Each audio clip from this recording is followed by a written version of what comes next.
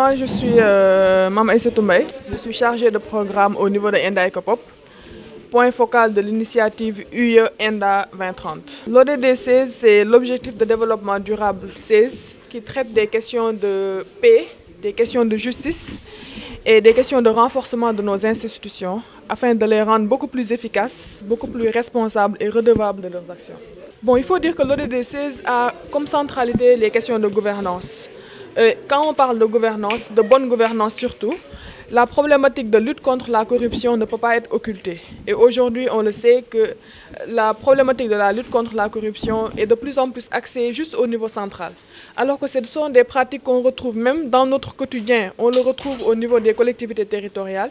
Et c'est le moment aujourd'hui de corriger cela, pour qu'on puisse avoir vraiment des initiatives citoyennes qui militent pour la lutte contre la corruption au niveau local. Donc vraiment, ce sont des thématiques qui sont non seulement d'actualité, mais qui méritent en tout cas d'être réformées en termes d'approche de lutte qu'on utilise aujourd'hui, afin de les territorialiser, afin que les communautés puissent s'en imprégner, puissent bien les comprendre et les intérioriser. Au niveau national, beaucoup de choses ont été faites. On ne va pas faire table rase de ce que l'État a eu à faire jusqu'à maintenant, mais vraiment, l'État peut mieux faire.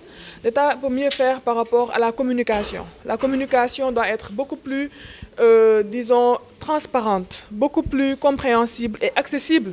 Parce qu'aujourd'hui, quand vous allez sur le terrain, au niveau des collectivités territoriales, vous leur parlez de développement durable, elles sont nombreuses à vous poser des questions sur la signification même du développement durable. Et on a signé cet accord depuis 2015. 2015 à 2021. Aujourd'hui, normalement, on aurait dû dépasser en fait le cap de la signification, de la compréhension et être vraiment dans l'action. D'ailleurs, au niveau mondial, c'est la décade de l'action qui a été lancée. Donc aujourd'hui, il est déplorable en tout cas qu'on puisse encore parler de compréhension, de réflexion, d'échange, de compréhension surtout en tout cas du développement durable au niveau territorial. Il y a des avancées également. Vraiment, si on prend l'exemple du budget programme par exemple, l'État a essayé quand même de faire un budget citoyen qui va permettre à tout un chacun de mieux comprendre. Maintenant, il suffit juste d'aller vers cette information qui est disponible. Ça, c'est un exemple.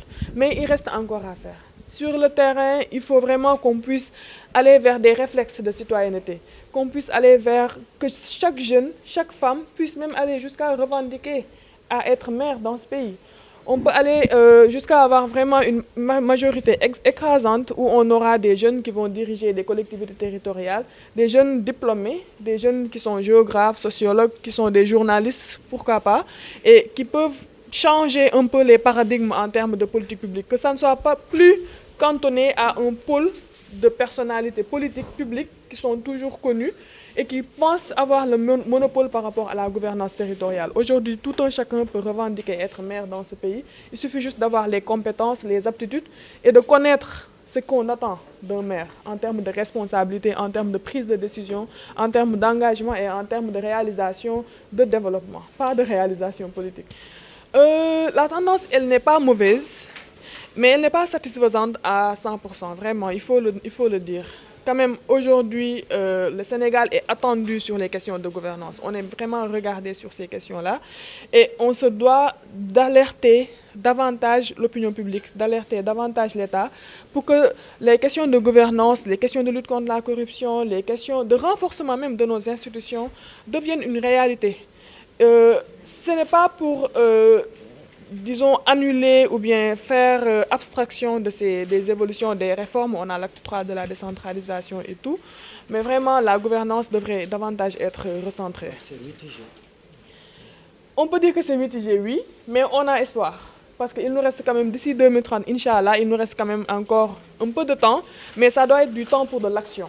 Mais pas du temps pour continuer à produire des rapports, pour continuer à être dans la réflexion et tout. On doit vraiment être maintenant dans l'action. C'est ça en tout cas qui est attendu. Et c'est attendu de tout un chacun. Pas uniquement de l'État, mais c'est attendu de la société civile, c'est attendu des citoyens.